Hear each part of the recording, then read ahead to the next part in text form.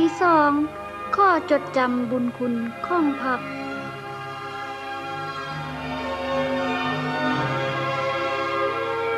แสงทองส่องฟ้าหน้าผามีสีสดใสความมืดหายไปแสงทองส่องใสเข้ามาทั่วทั้งอาณาดินลาวมีความห่มเย็นความทุกข์ยากเข็นได้บางเว้นไปไกล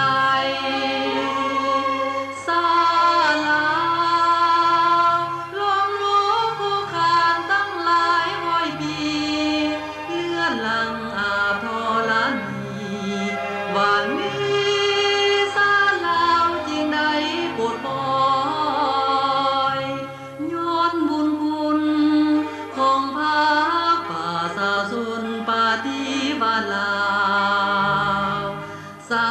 วลาวบ่มีวันหลงลืมใดตลอดชีวิตขออุทิศไว้นำพระเขาถนอมมาบูชาเจ้าบ่มีวันให้มองเศร้าหากเอ๋ยจงเจริญ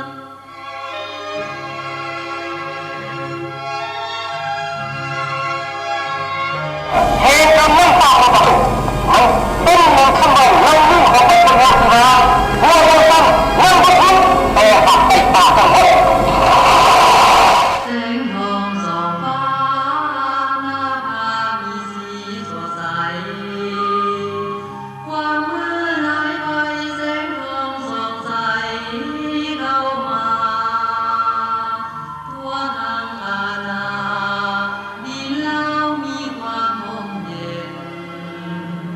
ความทุกข์ยากเข็นได้บางเว้น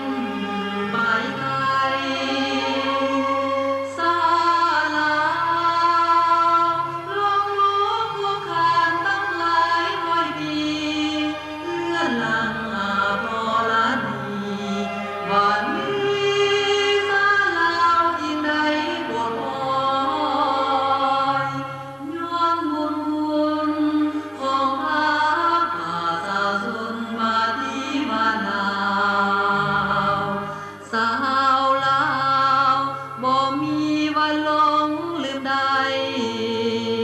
ตลอดชีวิต